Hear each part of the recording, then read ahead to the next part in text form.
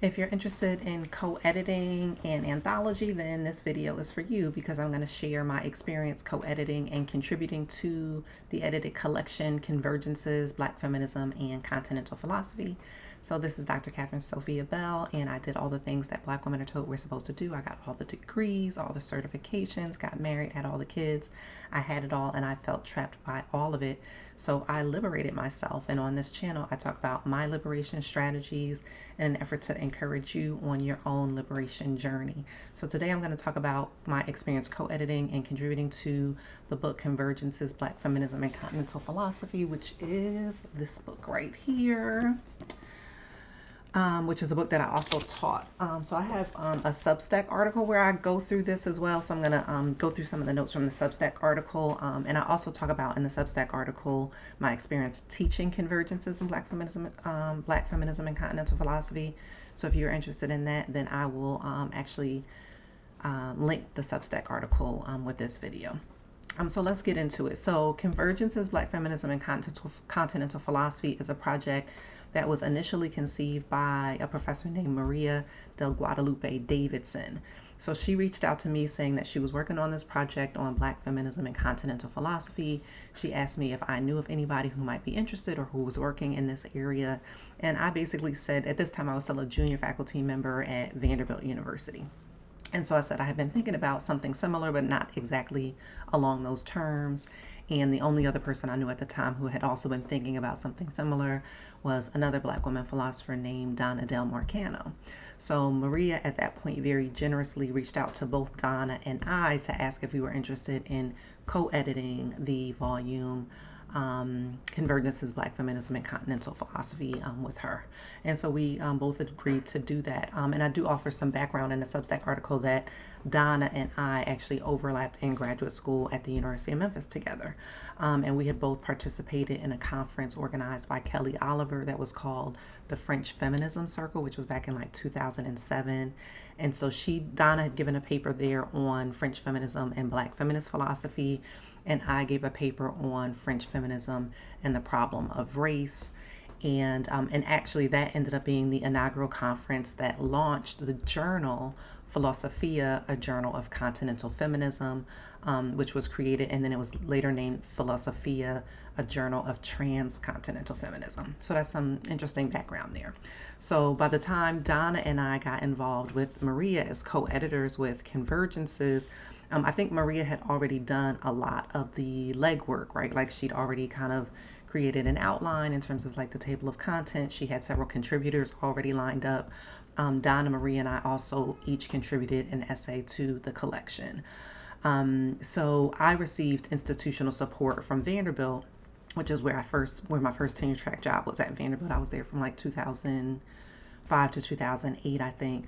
But I had institutional funds where I could bring Maria and Donna to Vanderbilt so that we could get together in a concentrated way and work on getting this edited collection together. So we worked out some of the co-editing details. We made some decisions about co-authoring the introduction and how we would divide the labor to review the essays for the book. And we also agreed to contribute essays of our own for the book. And so looking back, I will say that I made several missteps. So here are some mistakes that I made as a junior faculty co-editor. And we were all junior. I don't think any of us had tenure at that point. But here are some missteps that I made. So one is I disagreed with one of the contributors' readings of Frantz Fanon. And so the contributor was actually a senior, more well-established scholar. Again, I was very junior and not yet tenured. So, the audacity of youth. I should have known better. But I learned from my mistakes. So while I do still stand by my reading of Fanon, my language in expressing my disagreement could have been more diplomatic, especially again, since I was more junior and a less experienced scholar. So my recollection is that I said something like, you may say X, Y, Z, as if I was giving this scholar permission to give a particular read of Fanon. And like in hindsight, I would have used language like, would you consider X, Y, Z, as opposed to you may use X, Y, Z, right? And that might have landed better and been more appropriate, right? So that was one of the missteps, was just how I communicated a point of disagreement with one of the contributing authors. Another misstep I made is that one of the chapters that I plan to include in the edited volume initially was basically like an essay in which I was venting an experience that I was having at the time. And this was also with a different senior scholar. So my initial essay was framing this negative experience that I'd had as like a thought experiment, but it was very easy to read between the lines. And so I ended up withdrawing my initial essay and replacing it with what became Sartre, Beauvoir, and the Race-Gender Analogy, A Case for Black Feminist Philosophy, which is the essay that is now in the volume and also was the essay that became the launching point for my second book, which was Beauvoir and Bell, A Black Feminist Critique of the Second Sex. So, and getting in hindsight, I'm glad that I did not publish the initial essay. That was just a venting essay, but I'm also glad that me pivoting, doing that pause and pivot on the essay I contributed, ended up starting my next book project, although I didn't realize that at the time. Okay, and then a third misstep that I made is that at the end of my Sartre and Beauvoir essay, the conclusion toward a Black feminist philosophy, I initially described W.E.B. Du Bois as having a PhD in philosophy. And I think this is in part because I've always read him as a philosopher because I'm trained as a philosopher. And to be honest, I read most Black scholars as philosophers. But I think Du Bois went to Harvard with the intention of earning a PhD in philosophy, but ultimately he did receive broad training in philosophy, history, sociology at Harvard, but his PhD isn't actually in philosophy. So fortunately, someone caught the error along the way, and I was able to correct it before the book was published. So that was another misstep that was corrected before the book came out. And so that's why we have like a peer review process and other things where people can fact check us and correct some things before they go out into the world. Okay, so despite these three missteps that I made, one thing that I did do right was to ask Beverly Guy Sheftall to write the foreword for the edited collection, and she very graciously agreed.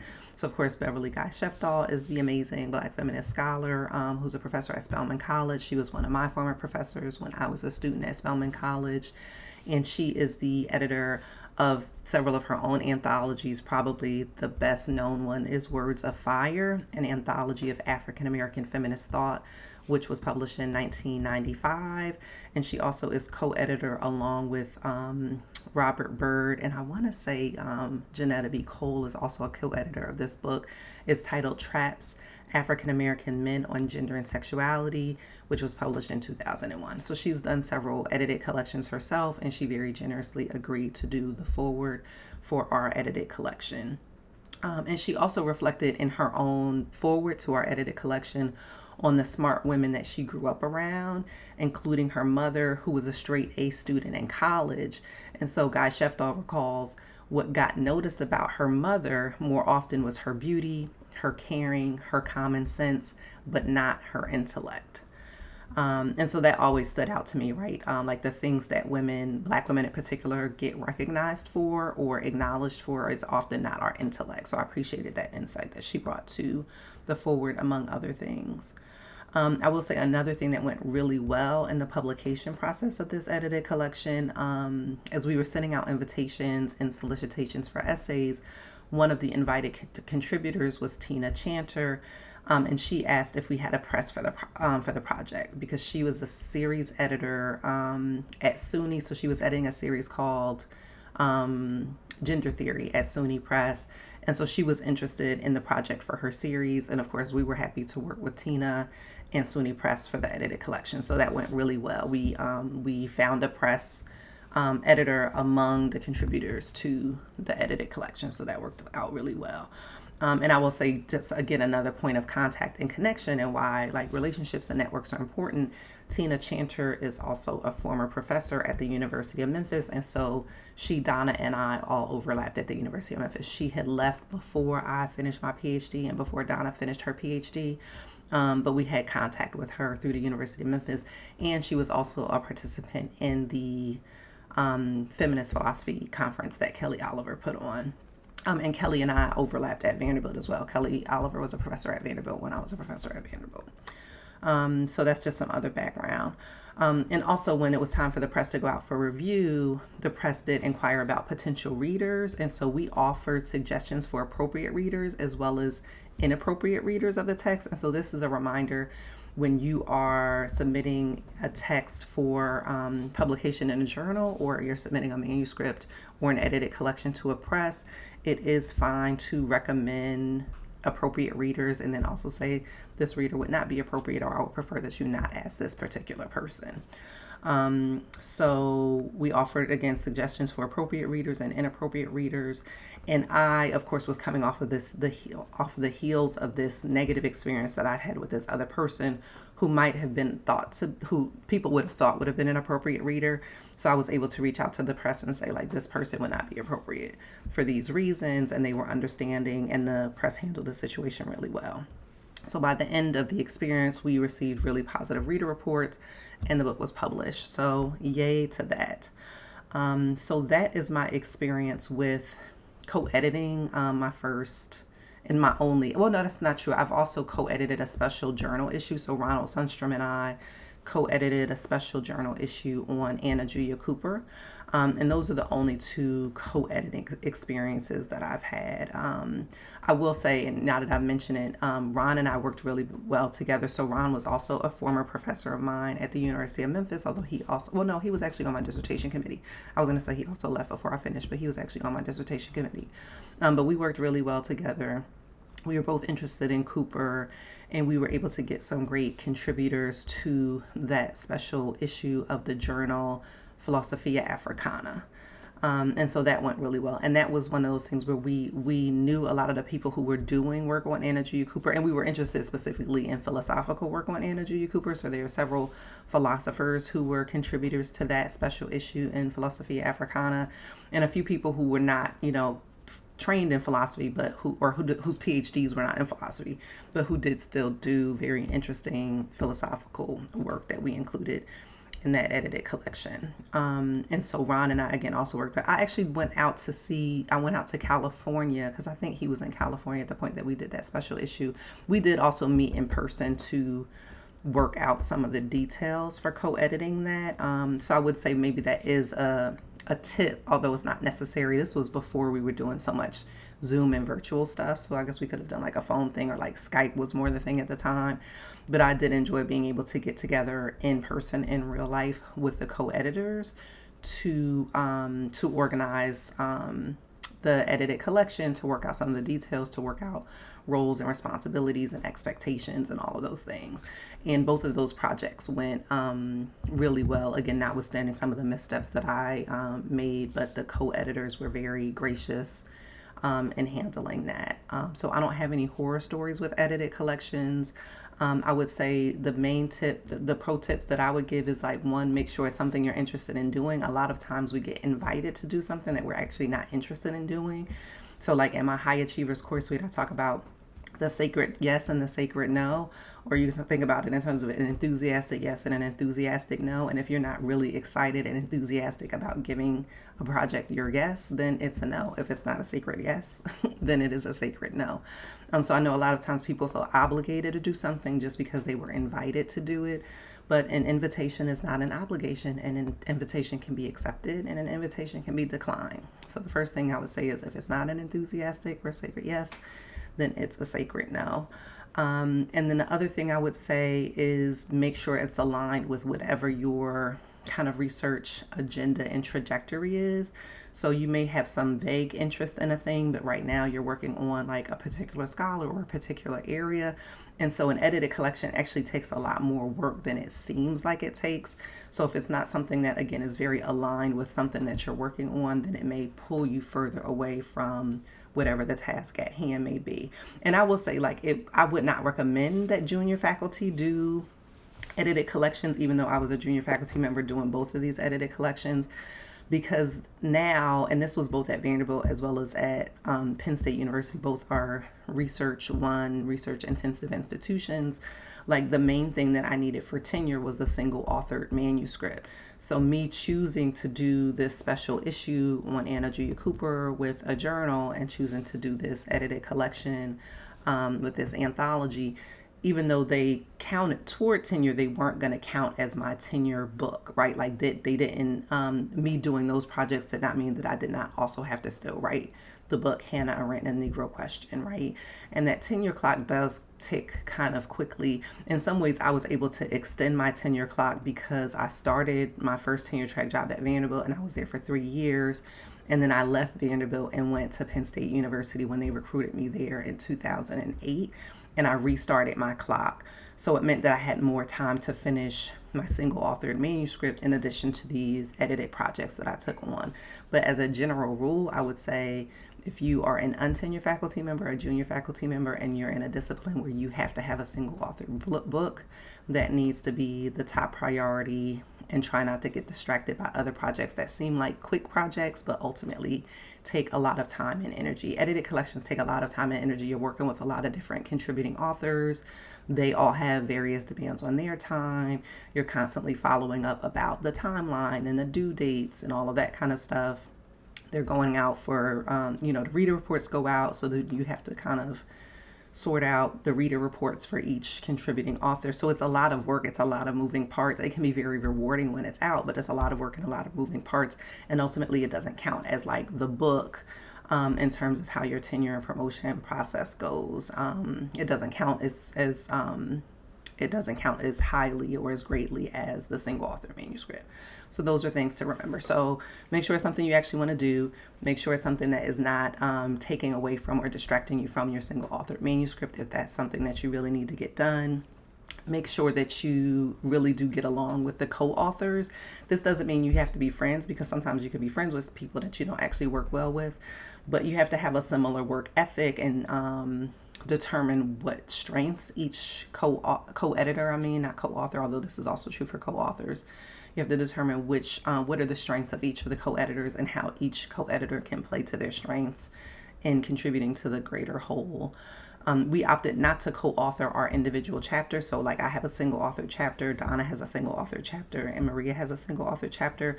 We did co-author the introduction, but that was just really each of us kind of giving a section of what we wanted to contribute and then separate and then splitting up like the short descriptions of the essays that were included in the edited collection. So yeah, make sure you have a similar work ethic as the other co-editors and that you guys can each play to your strengths.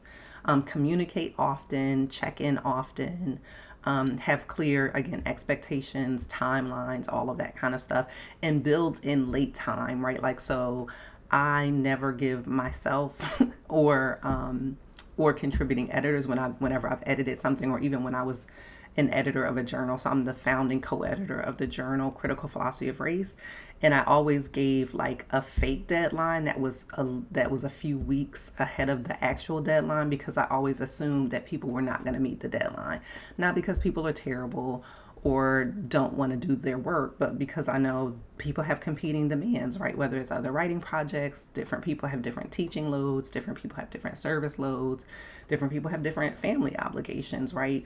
And then oftentimes these things are like 1 or 2 years out. So it's like if it's 2025 and they're like, okay, get me a draft of this chapter by March 2026, that feels like an eternity away, but you've also made other commitments between February 2025 and March of 2026. So things can get backed up. So I always build in a little bit of a cushion on the due date so that people can recover and take a little bit more time if they need to. So build in lateness to your due dates for yourselves as co-editors, but then also for the contributing authors. I would say make sure you have a good relationship with the press that you're working with. So like in our example, again, Tina Chanter was a great series editor to work with for this project, and understood different nuances and extenuating circumstances and was able to handle those really well. And what else would I would say concerning that? And then I would say, like, think about if this is something that you want to do. So some people are really good at the anthology, the edited collection, right? And so 2 people I would think about for that would be like George Yancey is great at getting anthologies out, and then Stephanie Evans is also great at getting anthologies out. So they both have also done single authored books, but they are really well known for these brilliant, fabulous, really helpful edited collection. So some people like that is their thing, and you can decide if you want that to be your thing. That's not necessarily my thing. Like, again, I'm glad I did it once with the anthology. I'm glad I did it once with a special issue. I have a project in mind, but I don't know if I will actually execute it related to the Beauvoir and Bell project. So initially, when I was still in the academy, I was thinking about doing Beauvoir and Bell as a single authored manuscript and then doing an accompanying edited collection. I got the ball rolling on that, but I lost steam as I was deciding to execute my exit strategy. So again, so even as I'm talking about it, it's not an enthusiastic yes. So that will probably be stalled until it becomes an enthusiastic yes, or I may reach out to a couple of other Black women and women of color Beauvoir scholars to see if they want to co-edit that, and I can work with them and let them kind of pick up where I've left off with that. So that's one way that I might go with that. But anyway, I hope this has been helpful in terms of answering any questions about co-editing an anthology or an edited collection. Please subscribe to this YouTube channel if you are interested in the content. Again, I talk a lot about my academic experience with La Belle Vie Academy, my 20 years experience being in the academy and deciding to exit the academy. So there are videos on exit strategies, there are videos on writing and the work I do with La Belle Vie writers and sharing things like this, like my experience. So I have a video on writing my first book. This is a video on co-editing an anthology. I think I also have a video already up on writing my second book. If not, then I will do one on that. But there are several videos available along these lines. So subscribe if you're interested in that kind of content. Please like the video. Give me a holler in the comments if you have any questions or similar experiences or anything you want to ask me about co-editing an anthology or edited collection, whether that's, again, a book or a special issue of a journal, because I've experienced with both. What else? I think that is it. That's all. Sending lots of love to everybody today and always, and I will see you next time.